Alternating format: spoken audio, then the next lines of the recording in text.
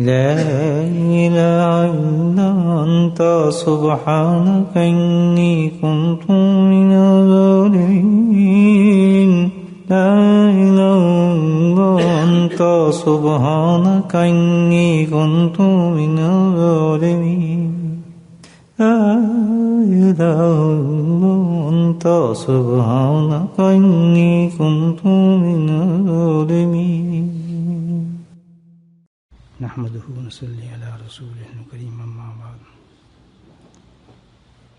قال الله تعالى في القرآن المجيد فأعوذ بالله من الشيطان الرجيم بسم الله الرحمن الرحيم إن الله وملائكته يصلون على النبي يا أيها الذين آمنوا صلوا عليه وسلموا تسليما اللهم صل على سيدنا مولانا محمد معدن الجود والكرم اللهم صل على سيدنا مولانا محمد وعليه ألف ألف مرة اللهم صل على سيدنا مولانا محمد النبي الأمي سراج أمهات المؤمنين أما بعد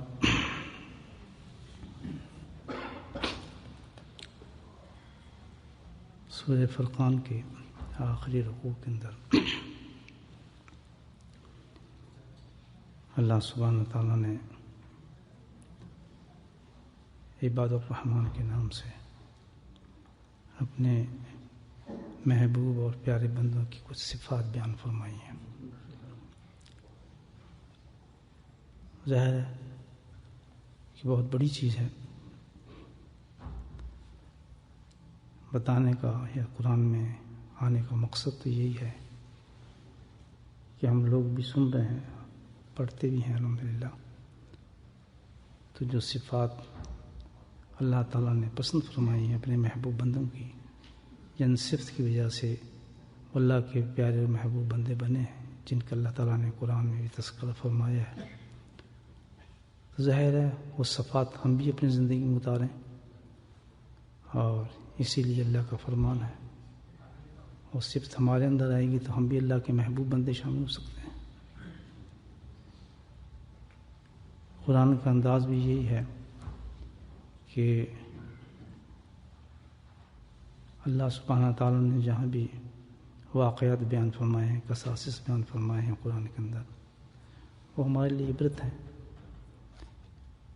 یعنی جن اقوام کو سزائیں ملی یا عذاب مبتلا ہوئے گناہوں کی وجہ سے نافرمانی کی وجہ سے مختلف کوئی کسی نافرمانی کی وجہ سے تھا کوئی کسی نافرمانی کی وجہ سے تھا مختلف اقوام کی طرف جو اللہ تعالیٰ نے واقعات بیان فرمائے قرآن میں.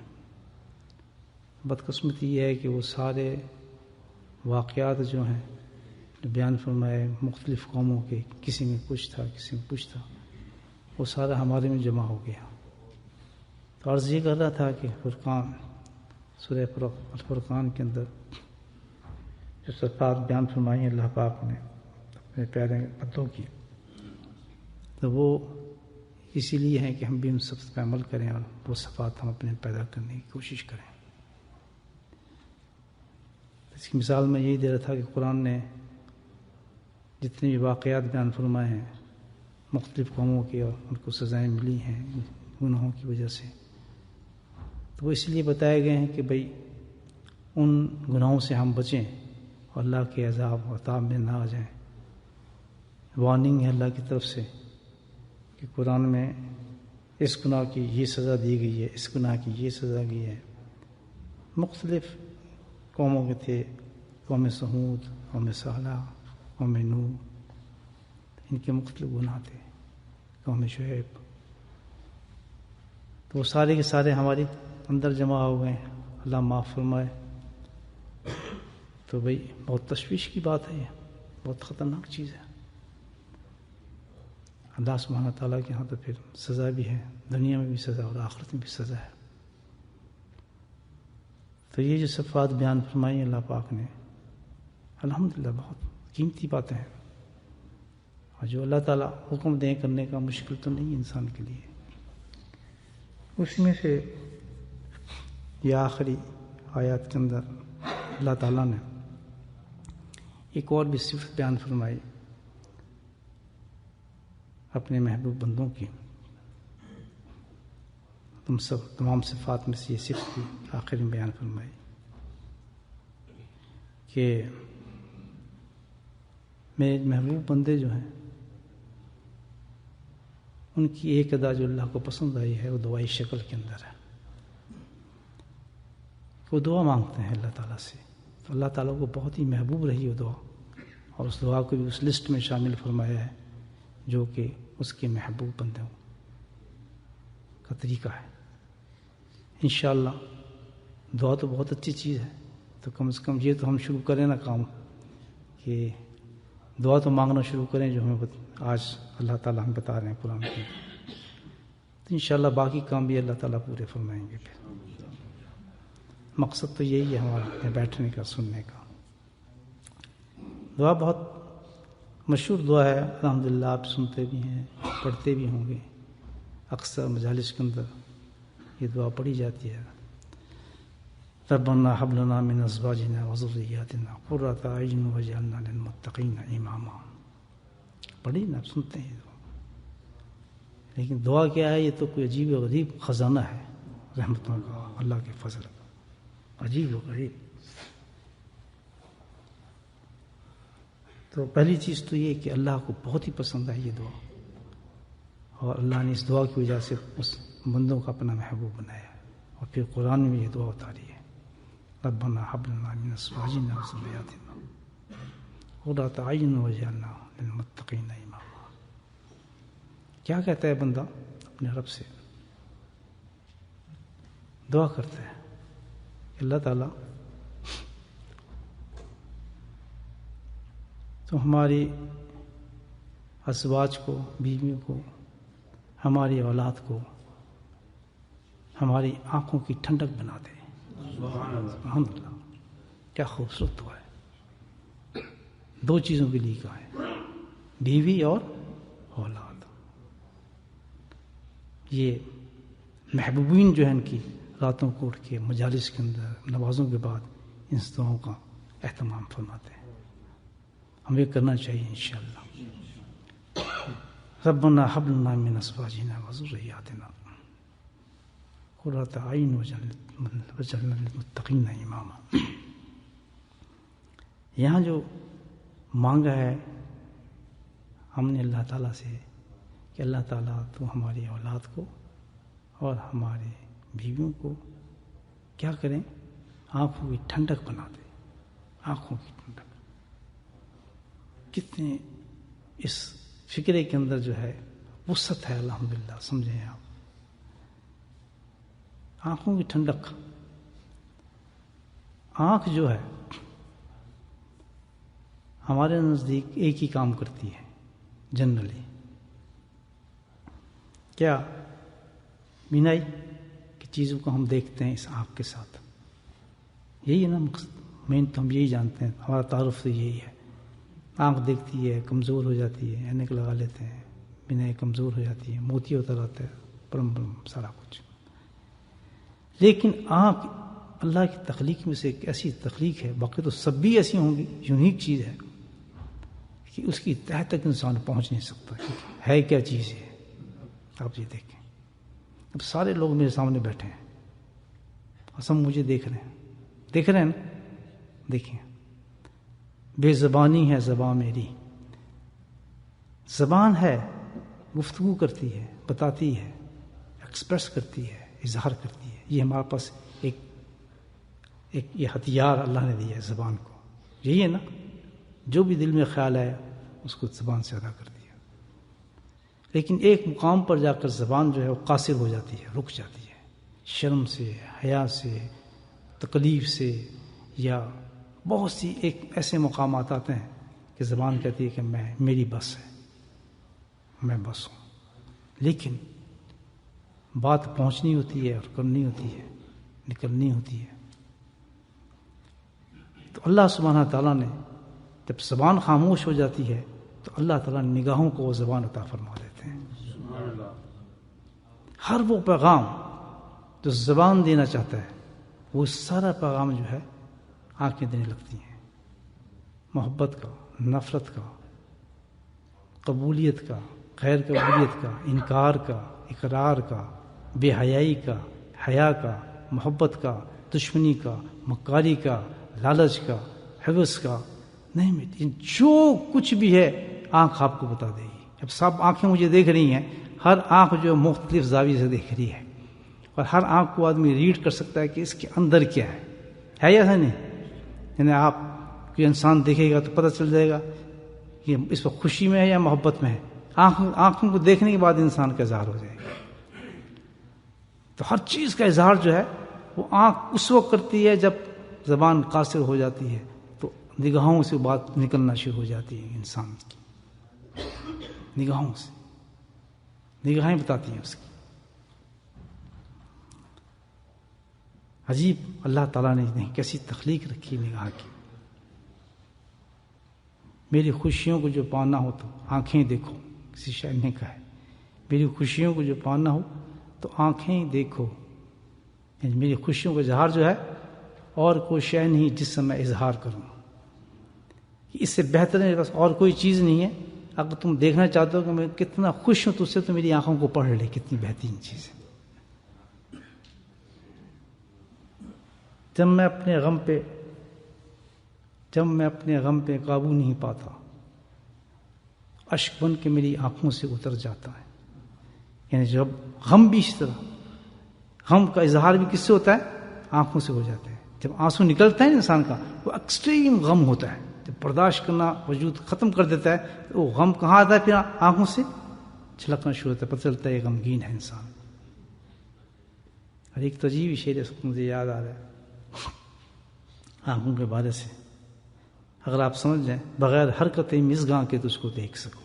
مژگاں سمجھتے ہیں؟ یہ پلکیں جو ہے نا، تو شاعر کہتا ہے بغیر حرکت مژگاں کے تو اس کو دیکھ سکوں. یعنی یہ پلکیں میرے ہیلے بھی نہ اور میں تجھے دیکھتا رہوں بغیر حرکت مژگاں کے تو اس کو دیکھ سکوں. تیرے حضور میں تصویر بن کے آیا. ما زاغ البصر وما طغى. تم نبی کریم صلی اللہ علیہ وسلم گئے معراج کی رات تو کیا ہوا؟ ما زاغ البصر وما طغى. وہ آنکھ نہ جھپکی نہ پلکی، سمجھے نا، بغیر حرکت مژگاں کے تو اس کو دیکھ سکوں. تیرے حضور میں تصویر بن کے آیا. تو ایک مقام یہ بھی ہوتا ہے آنکھ کا کہ وہ اتنی محو ہو جاتی ہے کہ وہ جھپکتی بھی نہیں، بس کہ اس کے تجلیات میں گم ہو جاتی ہے. یہ تو گفتگو میں اور طرف لے گیا. تو آنکھ جو ہے بہت صلاحیت رکھتی ہے، پورا خزانہ رکھتی ہے آنکھ اپنے اندر کہ ہر چیز سمجھا دیتی ہے، انسان کو ایکسپریس کر دیتی ہے. تو یہاں جو اس دعا کے اندر جو انسان کہہ رہا ہے اللہ تعالیٰ سے، وہ کیا کہہ رہا ہے کہ میری اولاد اور میری بیویوں کی بنا دے، میری آنکھ کی ٹھنڈک بنا دے. یعنی ٹھنڈک کیا ہوگی آنکھ کی کہ انتہا درجے کی جب خوشی ہوگی نا تو آنکھوں میں ٹھنڈک آ جاتی ہے، انسان کی نہیں آتی. ایکسٹریم کس طرح قرآن ہے نا، جامعت دیکھیں.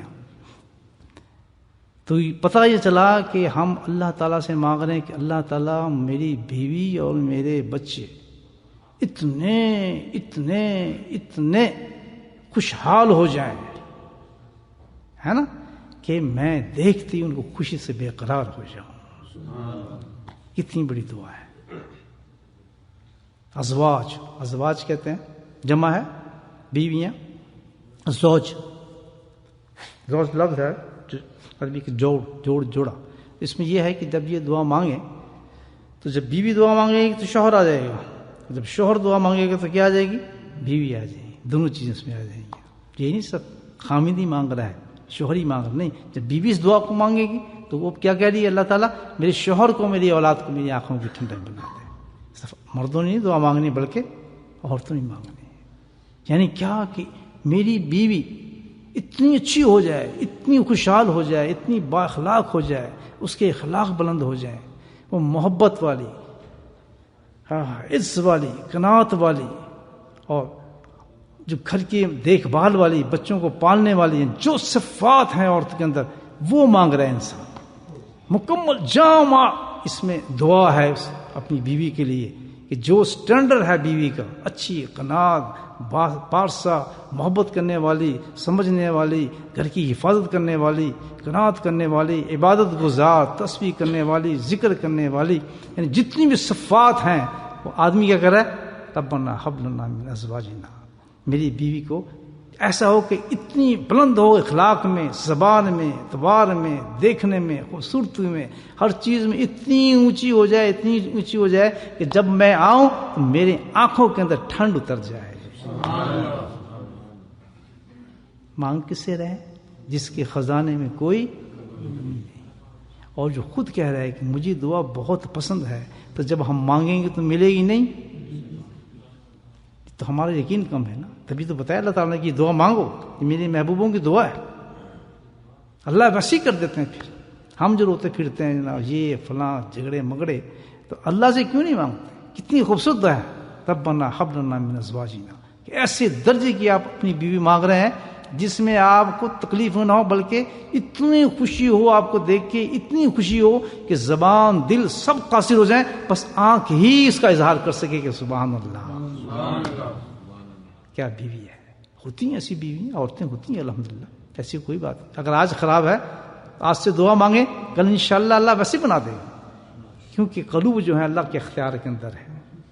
ہم ہمت ہار جاتے ہیں، یہ کبھی صحیح ہوگی نہیں، وہ یہ تو اسی طرح عورت، جب عورت دعا مانگی تو وہ کیا کہے گی؟ اللہ تعالیٰ میرا شوہر جو ہو میری محبت کرنے والا ہو، میرے پہ خرچ کرنے والا ہو، میری تعریف کرنے والا ہو، میرے ہر چیز کو ماننے والا ہو، اور جب میں اس کو دیکھوں تو اتنی خوش ہو جاؤں، جب آئے تو مسکراتا ہوا ہے، کبھی جیب پہ ہاتھ نہ کھڑے، کنجوس نہ ہو، بخیل نہ ہو، جو چاہوں مجھے منگائے، مجھے اپنے ماں باپ سے ملنے سے نہ روکے، رشتہ داروں سے ملنے سے نہ روکے، میری خواہشات کو پورا کرنے والا ہو، ہر چیز جو میں چاہوں دیکھوں تو اس کے ذکر ہی ٹپکتا ہو، اللہ کا نام لینے والا ہو، پارسی ہو، متقی ہو، کبھی کسی عورت غیر محرم کو دیکھتا بھی نہ ہو، کوئی فضول بات نہ کرتا ہو، کبھی مجھے گالی نہ دیتا ہو، کبھی مجھے تھپڑ نہ مارتا ہو، وہی میرے منہ میں نوالے بنا کے بالکل سنت کو ادا کرتا ہو، مجھے بھی کھلاتا ہو، جس جگہ سے میں پانی پیوں اسی جگہ سے وہ میرا جھوٹا پانی پیتا ہو۔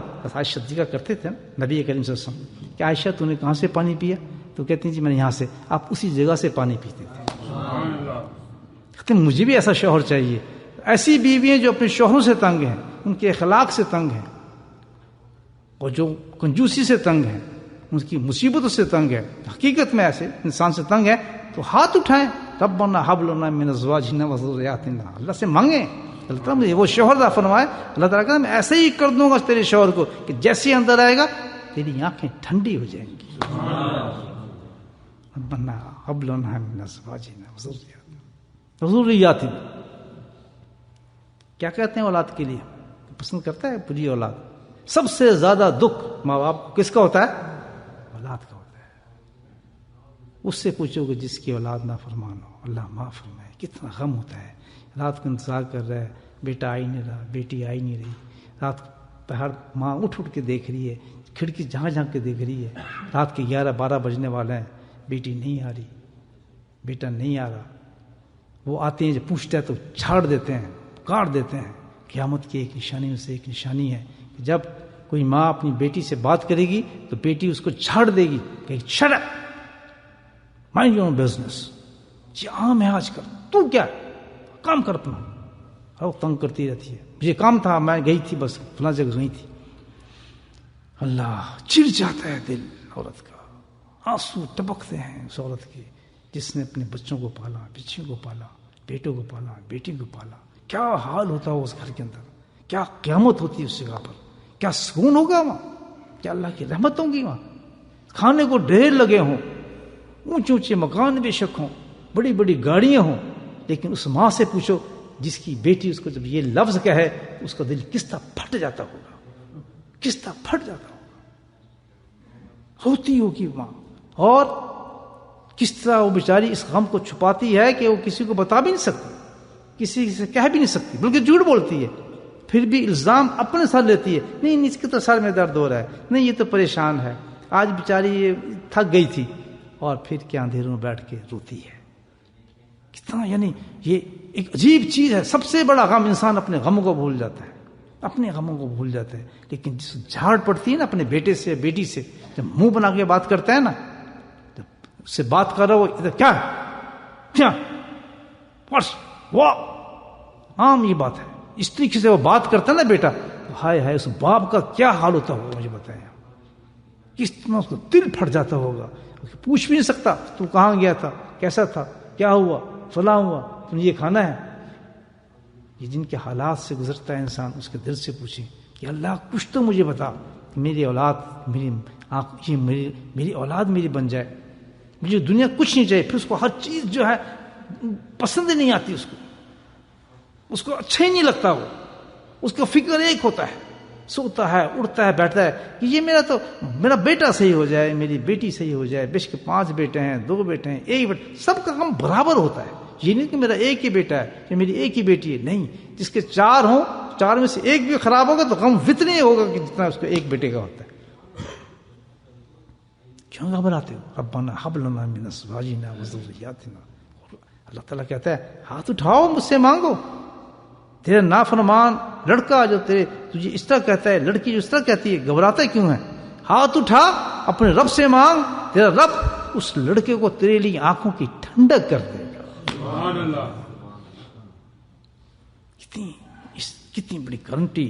کیوں؟ اللہ کہتے کہ میرے محبوبین کی یہ دعا ہے، انہوں نے یہ دعا مانگی ہے، ان کے صدقے سے جو بھی قیامت تک دعا مانگے گا میں ان کو یہی انعام دیتا چلا جاؤں. کتنی بڑی دعا ہے، دیتا چلا جاؤں گا انعام اس کو جو بھی مانگے گا. کیا مانگتے ہیں؟ آنکھوں کی ٹھنڈک. کس وقت ہوتی ہے آنکھوں کی ٹھنڈک؟ کب آپ کو بیٹا دیکھ کے، اپنے بیٹے کو دیکھ کے خوش ہوتا ہے، پتہ چلتا ہے الحمدللہ متقی ہے، پارسا ہے، دیندار ہے، با اخلاق ہے، اور کہنے ماننے والا ہے، اور الحمدللہ یہ دیکھ کے خوشحال ہے. اس کا خوشحالی ہے کہ قرض میں نہیں ہے، مصیبت میں نہیں ہے، اپنے گھر میں خوش ہے، بیوی بچوں میں خوش ہے، کسی سے لڑائی نہیں ہے، صحت اچھی ہے، بیمار نہیں ہے، یعنی ہر چیز، صحت بھی اچھی ہے، صحت بھی اچھی ہے، ایمان بھی اچھا ہے، طاقت بھی ہے، پیسہ بھی ہے، اخلاق بھی ہے، رونق بھی ہے، لوگوں سے ملتا بھی ہے، سب سے ساتھ تعلقات بھی ہیں، کسی سے جھگڑا بھی نہیں ہے، کسی سے دشمنی نہیں ہے، کسی کے ساتھ نہ اس نے لینا ہے نہ کسی کا دینا ہے، نہ کسی سے بے ایمانی، یعنی بالکل جیسا کہ محفوظ ایک انسان ہوتا ہے. آپ اللہ سے وہ مانگ رہے ہیں کہ میرے بیٹے کو ایسا کر دے. سبحان اللہ. دین اور دنیا، اس دعا کے اندر دین اور دنیا دونوں کے خزانے انسان کو مل جاتے ہیں. ربنا ہب لنا من ازواجنا. میرے بھائیو، یہ جو باتیں ملتی ہیں دعاؤں سے ملتی ہیں. دعا اتنی بڑی چیز ہے کہ عرش تک جاتی ہے. جب انسان ٹوٹے دل کے ساتھ دعا کرتا ہے تو یہ اتنا بڑا لنک ہے اللہ تعالیٰ کے آگے، اتنا بڑا لنک ہے کہ ہاتھ اٹھاتے ہی یہ نہیں کہ انسان مانگتا ہے، بلکہ ملائکہ اور فرشتے جو ہیں وہ بھی کہتے ہیں اللہ تعالیٰ اس کی دعا کو قبول فرماؤ.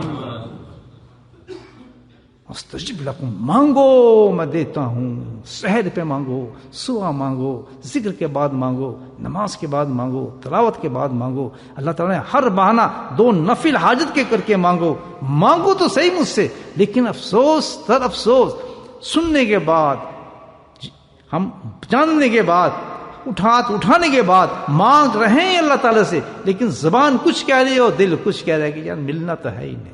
یہ تو بڑا مشکل ہے. ایسا بیٹا کہاں صحیح ہو سکتا ہے یار؟ نہیں، یہ تو کسی عامل کے پاس لے کے جائیں، کوئی تعویذ دے عامل، کوئی جن اس کا نکالے. کوئی کہتے ہیں جادو ہو گیا، کبھی کہتے ہیں فلاں ہو گیا، کبھی کہتے ہیں یہ اس نے وہ تشتری پھیر دی، اور کس نے گھر میں ہمارے اتنے تعویذ گاڑ دی، ہمارا فلاں کر دیا.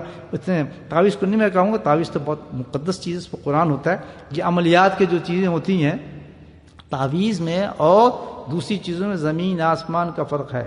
تعویذ جو ہے منسلک ہے بزرگان دین سے، یاد رکھیں آپ.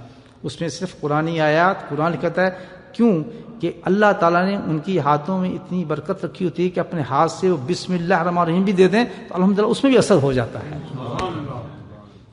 میں نے اپنے حضرت گرامی کو جب بھی آتے تھے کہتے نہیں انکار میں نہیں کرتا. حضرت تھانوی رحمۃ اللہ کا مقولہ پیش فرماتے تھے کہ بھائی تو اگر نہیں دے رہا سب کچھ، اچھا تو کیوں نہیں دے رہا؟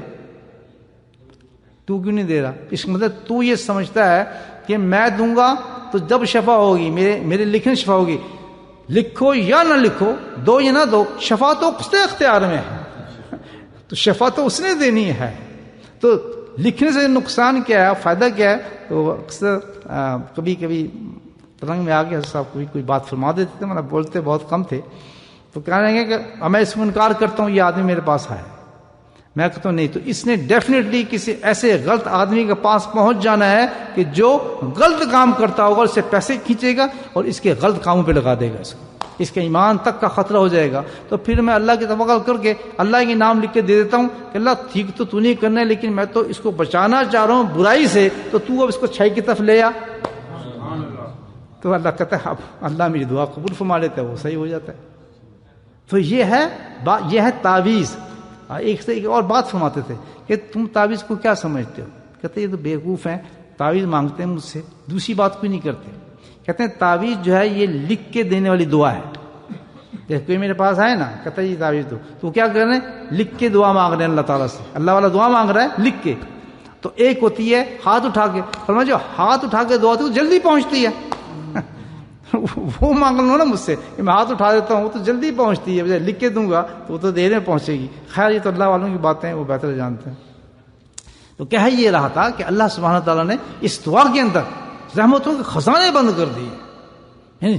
والدین، بیوی اور اولاد جو سب سے بڑی چیز اور سرمایہ انسان کا ہوتا ہے، اللہ تعالیٰ نے اس پر رحمتیں نازل کر دی. یعنی کوئی چیز ایسی نہیں دنیا اور آخرت کی کہ جو اس دعا کے ساتھ ہائی اسٹیج پہ انسان کو حاصل نہ ہو جائے. کوئی چیز ایسی نہیں ہے جو میں اپنے اولاد میں نہ دیکھ سکوں یا اپنی بیوی میں نہ دیکھ سکوں. پورا اللہ نے کہا کہ جو صرف اچھی ہوگی، آنکھوں کی ٹھنڈک سی ہے نا، انتہا درجے کی خوشی، یعنی انتہا درجے کی ہم انعامات اللہ سے مانگ رہے ہیں کہ کوئی کمی بھی میری بیوی میں نہ ہو اور کوئی کمی میرے اولاد میں نہ ہو، نہ میری لڑکی میں نہ ہو، لڑکے میں ہو. بس اس کے لیے ہم نے کیا کرنا ہے؟ ربنا ہب لنا من ازواجنا وذریاتنا قرۃ اعین، اللہ سے مانگنی ہے. بات سمجھے؟ آگے کیا ہے؟ وجعلنا للمتقین اماما. یہ عجیب بات ہے دعا کے اندر. ٹھک کر دوسرا حصہ آ گیا، وجعلنا للمتقین اماما. امام کیا ہوتا ہے؟ امام کس کو کہتے ہیں عربی میں؟ امام کہتے ہیں امیر کو. امیر، پیشوا، لیڈر، اس کو کیا کہتے ہیں؟ امام ہوتے ہیں. اور ایک صفت یہ ہوتی ہے امام کی، یعنی وہ کہ جس کے پیروکار ہوں، پیچھے ہوں، ماننے والے ہوں، اس کو امام کہیں گے. جیسے امیر المومنین، یعنی کسی ملک کا جو امیر المومنین ہے وہ کیا ہے؟ امام ہے، پورے مومنین کا امام. اچھا، اسی طرح فرض کریں کوئی افسر ہے، اس کے محتاج لوگ کام کر رہے ہیں، تو وہ ان لوگوں کا کیا ہوا؟ امام ہوا، وہ امام ہے. اسی طرح مدرسہ ہے، استاد کو پڑھا رہا ہے، وہ جو شاگردوں کا وہ استاد کیا ہوا؟ امام ہوا، امیر ہوا، امام ہوا. کوئی جماعت ہے، بڑی جماعت ہے، اس میں ایک آدمی جو بڑا ہے وہ کیا ہوا؟ امام ہوا. تو ہر چیز امام، یعنی جو جس کے نیچے کچھ آدمی ہوں، ماننے والے ہوں، وہ آدمی کیا ہو جائے گا؟ امام ہو جائے گا، لیڈر ہو جائے گا. پیشوا کہیں گے اس کو، امام کہیں گے. جس طرح مسجد میں نماز جو پڑھاتے ہیں وہ کیا ہوئے؟ امام صاحب ہوئے، کیونکہ کیا؟ ان کے مقتدی ہیں. وہ کیا ہوئے؟ امام ہوئے، کیونکہ وہ لیڈ کر رہے ہیں نماز کو. پیچھے جو ہے وہ کیا ہوئے؟ مقتدی ہوئے، فالوور ہوئے، تو وہ امام ہوئے، امام نماز کے ہوئے. اسی طرح کوئی روحانی آدمی ہے، اس کے پیروکار ہیں، تو ان کا کیا ہوا؟ امام ہوا. اسی طریقے سے گھر کے اندر باپ کیا ہوا؟ امام ہوا اپنی اولاد کا، اپنی فیملی کا. وہ نہیں ہوا، وہ بھی امام ہے. بڑا بھائی وہ بھی امام ہے اپنے چھوٹے بھائیوں کا. اس کے نیچے بھی اس کے چھوٹے بھائی ہیں نا، کہ جو محتاج ہوگا جس کے، اس سے جو بڑا ہوگا وہ کیا ہوگا؟ امام ہوگا. تو سارے معاشرے میں آپ دیکھیں تو امام کسی نہ کسی سٹائل پر امام ملتا ہے کہ جس کے نیچے کوئی چیز ہے جس کو آپ بتا سکتے ہیں، حکم دے سکتے ہیں، اور وہ آپ کی بات مان سکتا ہے نہیں؟ آپ جس طرح کام کر رہے ہیں، نیچے آپ کے کام کرنے والے لوگ ہیں، آپ کیا ہو گئے؟ جس کو ہم کہتے ہیں باس. دوسری بات ہے، بولے کیا ہوا؟ امام ہوا. آپ اس کی بات، وہ آپ کی بات مانیں گے جو آپ اس کو کہیں گے. تو اسی طرح باپ بھی امام ہے، بھائی بھی امام ہے، فیملی کا جو بڑا ممبر ہے وہ بھی امام ہے. وہ سب امام ہیں، امام. تو یہاں کیا کہا جا رہا ہے؟ وَجَعَلْنَا لِلْمُتَّقِينَ. ہاں، کیا خوبصورت بات ہے، سبحان اللہ. فرمایا جو بھی آدمی دعا مانگے گا وہ کسی نہ کسی حیثیت میں کیا ہوگا؟ امام تو ہوگا، یا باپ ہوگا، یا باس ہوگا، امیر المومنین ہوگا، جو بھی ہوگا، کہ مسجد کا امام ہوگا یا کوئی پیر ہوگا یا کوئی شیخ ہوگا، جو بھی ہوگا، کسی نہ کسی لیول پہ وہ اس کے نیچے کوئی آدمی ضرور ہوگا، تو یہ جنرل ہوگی کہ جو بھی یہ دعا مانگے گا وہ ہوا کیا؟ امام، کسی نہ شکل میں۔ بات سمجھے میری؟ کیا وجعلنا للمتقین امام، تو وہ کیا دعا مانگتا؟ ہم یہ وہ آدمی دعا مانگ رہا ہے، یہ دعا کر رہے ہیں ہم، ٹھیک ہے نا، ہم دعا ہی کر رہے ہیں، تو جب وہ آدمی دعا کر رہا ہے تو وہ بحثیت ایک امام کا ہے، تو وہ اس دعا میں کیا کہہ رہا ہے کہ یا اللہ جتنے بھی میرے پیروکار ہیں ان سب کو متقی کر دے۔ کیا شان ہے، سبحان اللہ۔ اب کیا کہ باپ مانگ رہا ہے تو کیا کہہ رہا ہے؟ یا اللہ جتنے بھی میرے نیچے اس گھر کے اندر سب کو متقی کر دے، ہے نا۔ امیر مومن کہہ رہے کہ جتنی میری رہے سب کو متقی کر دے۔ بات سمجھ آئی کہ ہر آدمی جو ہے اپنے نیچے والوں کے لیے دعا کیا کر رہے؟ اللہ متقی کر دے۔ اور جیسے امام نماز کے بعد یہ دعا مانگتا ہے تو کیا کہہ رہا ہے کہ جتنے لوگوں نے میرے پیچھے نماز پڑھی سب کو متقی کر دے، پرہیزگار کر دے۔ شیخ جس طرح آج مجلس میں آپ بیٹھے ہیں، کوئی دعا مانگتا ہے، ہم یہ دعا مانگیں تو کیا ہوا کہ جتنے بھی حضرات آئے ان سب کو متقی کر دے۔ تو اب یہ ہے دعا، اور دعا جب انسان مانگتا ہے، ظاہر ہے کہ جب امام صاحب دعا مانگ رہے ہوں گے، فرض کرو کہ جمعہ کا دن ہے، وہ ساری قبولیت کی گھڑیاں ہیں جمعے کے دن، اور جمعے کے بعد قبولیت کی گھڑی ہے، امام صاحب دعا مانگ رہے ہیں، اور کیا یہ دعا مانگ رہے ہیں جن المتقین اماما، تو کیا دعا مانگ کے اللہ تعالیٰ جتنے بھی یہ نمازی آئے ہیں ان کو سب کو متقی کر دے، اور اللہ کی رحمت کی وہ گھڑی ہو تو سارے کے سارے کیا ہو جائیں گے؟ متقی ہو جائیں گے، سارے کے سارے متقی ہو جائیں گے۔ اچھا اب یہاں کی رحمت کی گھڑی ہے، الحمدللہ جمعرات کی رات ہے، جمعے کی رات ہے، رحمتیں برس رہی ہیں، ذکر کی مجلس ہو رہی ہے، سب ذکر لیں۔ یہاں ہم نے یہ دعا مانگی تو کیا ہوا کہ کہہ رہا ہوں یا اللہ سب کو تو متقی اور پارسا کر دے۔ تو کرنے والی ذات کون ہے؟ دعا مانگ تو دیتا ہی نہیں دیتا۔ تو آپ یہ دیکھیں کہ کس طریقے سے اللہ تعالیٰ نے اس میں خزانہ بند کیا ہے کہ جو بھی دعا مانگے گا اس کے نیچے کوئی نہ کوئی تو ہوگا، تو وہ بھی متقی ہو جائے گا، اس کو بھی اللہ تعالیٰ پارسا کر دے گا۔ کتنی پیاری بات ہے۔ اب یہاں ایک اشکال کرتا ہے کہ یا اللہ سبحان اللہ، یہ کیا بات ہے کہ میں دعا مانگ رہا ہوں ان لوگوں کے لیے، ان کو متقی کر دیں، مجھے کیا فائدہ؟ امام صاحب دعا مانگ رہے ہیں جمعے میں، متقی کر دیں، امام صاحب کو کیا فائدہ؟ شیخ صاحب دعا مانگ رہے ہیں، وہ شیخ صاحب کو کیا فائدہ؟ متقی ہو کے ادھر چلے گئے تو مجھے کیا ملا؟ میرے لیے کیا ہے؟ ایک کوشچن سوچ سکتا ہے آدمی، سوچنا چاہیے۔ لالچی دنیا، یہ تو پاک صاحب ہو گئے سارے جتنے تھے، یہ تو جتنے بھی آئے تھے 1000 لوگ جمعے پہ 1000 ہو گئے، 300 کسی مجمع یا 500 یہاں بیٹھا ہے، 500 کے 500 ہو گئے، یہ 1000 جہاں بھی سن رہے ہیں یہ بات، پوری دنیا میں اگر سن رہے ہیں تو پوری دنیا میں سب شامل، وہ تو سارے ہو گئے متقی، تیری رحمت جوش میں آئی تھی تو نے سب کو بخش دیا۔ دعا جو مانگی گئی ہے، اتنا یقین ہے یا نہیں ہے؟ اونچا بولو، اونچا بولو، اللہ پہ یقین تو رکھو کہ بھائی بالکل یقین ہے، پکا یقین ہے، اتنا یقین ہے کہ انتہا کوئی نہیں۔ قرآن میں جو اللہ تعالیٰ کہہ رہا ہے کہ میں دوں گا تمہیں، تبھی تو مجھے پسند ہے، میرے محبوب بندے مانگتے تو میں دیتا ہوں۔ مجھے تو یہ لگتا ہے یہی کہ تھوڑی بہت جو ہم نماز پڑھ لیتے ہیں یا گناہ سے بچ جاتے ہیں تو یہ اس دعا کی برکت ہے، کوئی نہ کوئی اللہ والا انسان مانگ رہا ہو تو ہم بھی اس میں شامل ہو جاتے ہیں، ورنہ ہمارے پاس کہاں ایمان ہے اس ملک کے اندر۔ اس دعا کی برکت ہی ہے، میں صحیح بتاؤں آپ کو۔ تو سب کے سب ہزاروں متقی ہو کے جا رہے ہیں جمعے کے بعد، اور جناب ذکروں کے بعد، اور تلاوتوں کے بعد، اور ہر جگہ مدرسوں کے بعد جو بھی یہ دعا مانگ رہے ہیں، ہمیں کیا مل رہا ہے مانگنے والوں؟ ہاں سبحان اللہ، بہت بڑی چیز ہے۔ کوشچن ہے نا، مانگنے والوں کو اللہ پاک کیا دیتا ہے؟ ایک واقعہ، نبی کریم صلی اللہ علیہ وسلم تشریف رکھتے تھے، ایک صاحب یسر تھے، میرے یاد نام نہیں آ رہا، امام نووی رحمۃ اللہ نے واقعہ لکھا اپنی کتاب میں۔ کہتے ہیں کہ صبح کا وقت تھا تو ایک وفد آیا لوگوں کا نبی کریم صلی اللہ علیہ وسلم کے پاس مدینہ منورہ۔ جیسے ہی وہ لوگ داخل ہوئے تو ایک عجیب حالت ہوگی ہم صحابہ کی بھی اور نبی کریم صلی اللہ علیہ وسلم کی، ان کی حالت کو دیکھ کر فقر، فاقہ، غربت اتنی انتہا کہ جس کا انسان ان کے چہروں کو آدمی نہیں دیکھ سکتا۔ حال ان کا یہ تھا کہ جسم ننگا، پاؤں ننگے، سر ننگے، اور ایک جس طرح لیلی کہتے ہیں نا ہمارے چھوٹا سا کپڑا، اتنا کپڑا کہ بامشکل انہوں نے اپنے سطر کو ڈھکا ہوا تھا، اس کے ساتھ کچھ بھی نہیں تھا تن میں، پیٹ میں، جسم میں، یعنی اس قدر صحابی کہتے ہیں کہ اس قدر یعنی غربت اور ان کا حالت تھی کہ نبی کریم چہرہ ہی بدل گیا، متغیر ہو گیا. ہمارا سننا کہ رحمت اللہ عالمین کو تو رحمت العالمین تھے. جب انہوں نے یہ حالت دیکھی ان کی غربت کی تو سرکار ہم سے رہ نہیں سکے اور چہرہ متغیر ہو گیا، مجلس سے اٹھ گئے، تشریف لائے دوبارہ. ظہر کا وقت تھا غالبا. حضرت بلال کو کہا کہ اذان دو.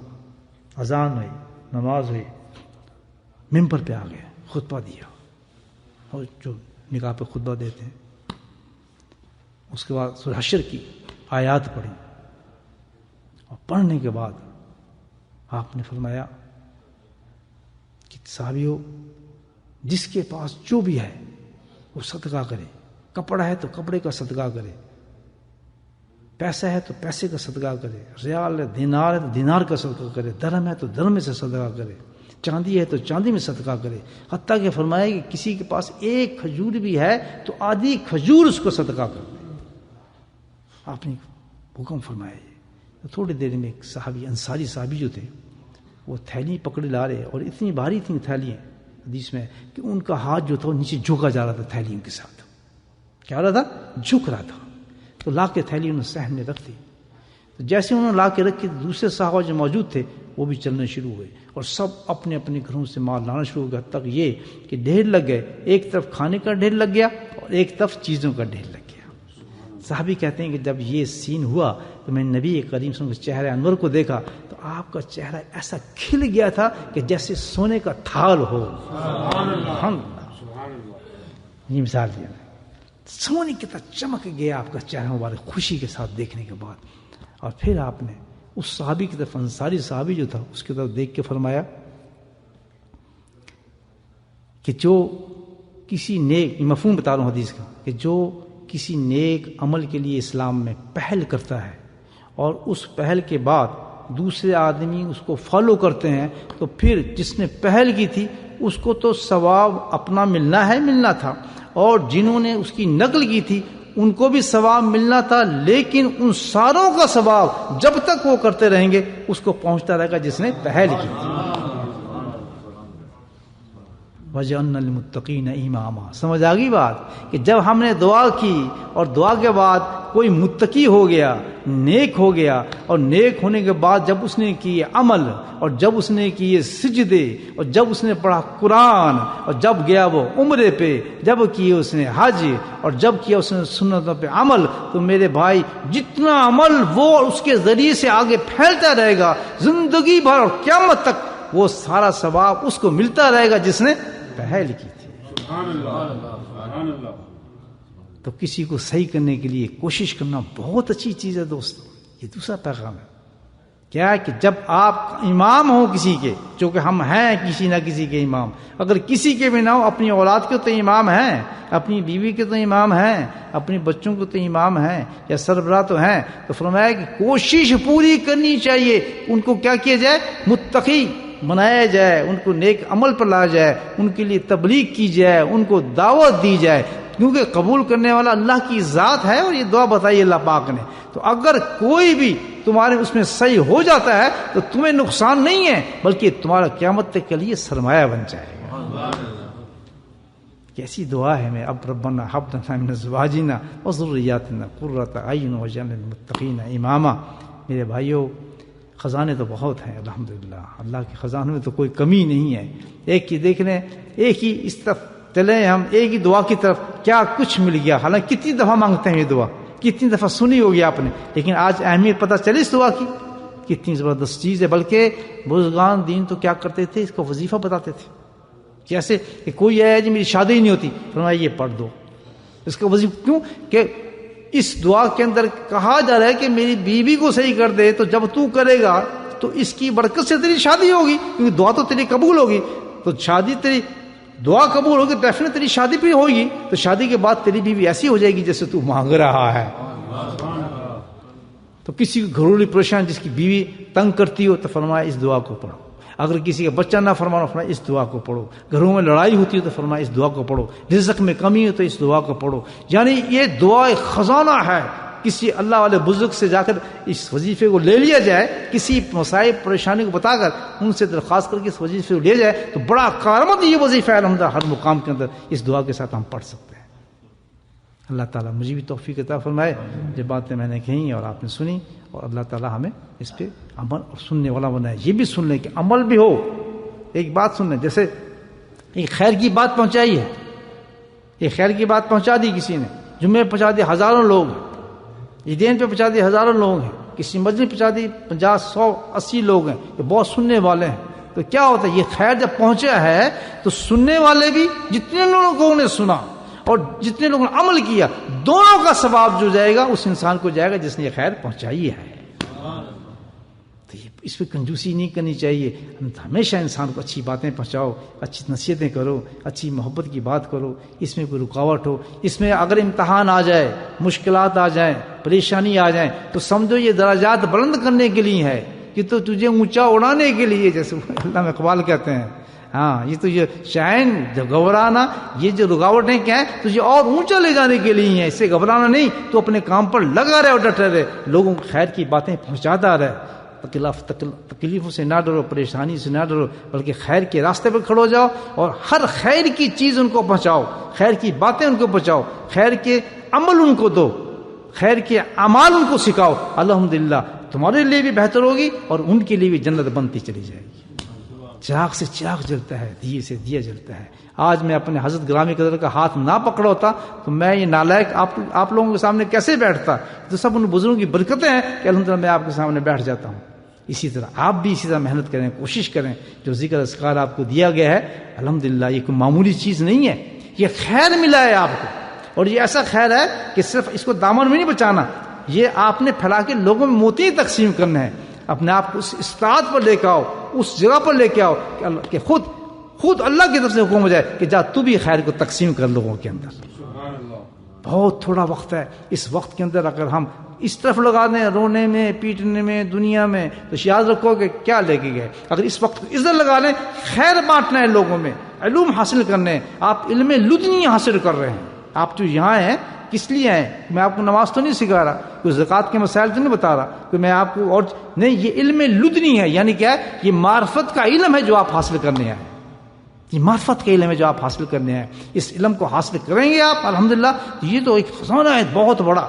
اور اس خزانے کو پھر یہ نہیں اپنے تک اللہ سے دعائیں مانگنی ہے ہم نے کہ اللہ تعالیٰ ہمیں اتنی استطاعت بھی دے کہ ہم اس خزانے کو دور تک پہنچائیں اور لوگوں تک پہنچائیں, گلی گلی پہنچائیں, بستی بستی پہنچائیں.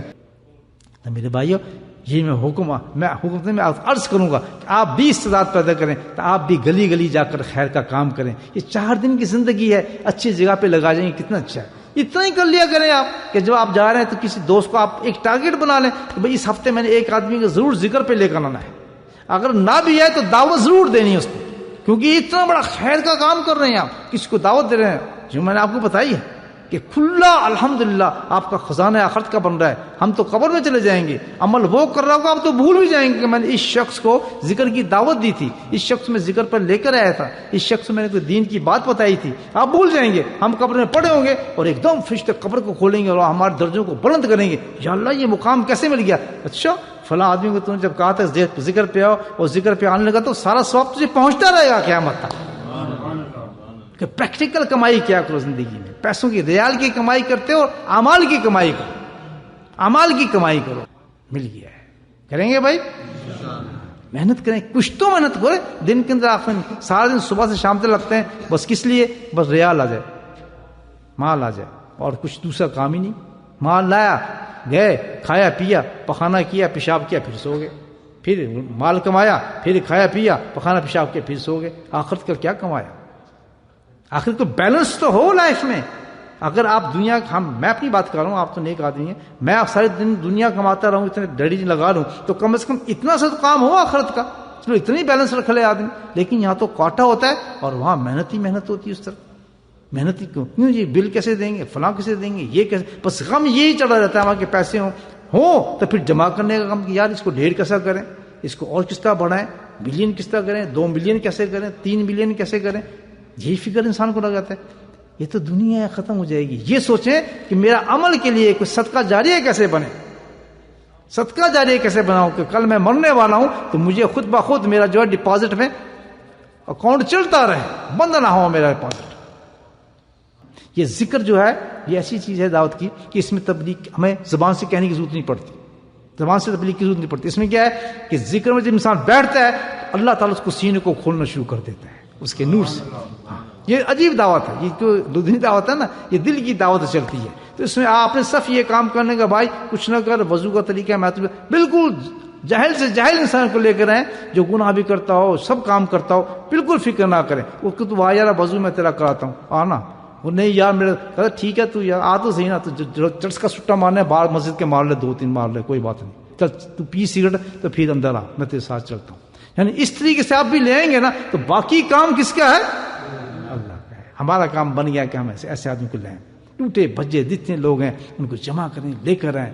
اور ایسے لوگوں کی یہ ہماری ڈیوٹی ہے، ہمارا فرض ہے، انسانیت کو بچائیں، لوگوں کو بچائیں. یہ کہ اچھی بات ہے خود غرضی، خود آپ ذکر پہ بیٹھ جائیں اور ذکر پہ مزے لیتے رہیں اور جنت کماتے رہیں، اور باہر جو ہمارے لوگ بیچارے بالکل معصوم کو پتہ ہی کچھ نہیں ہے کچھ ہو رہا ہے.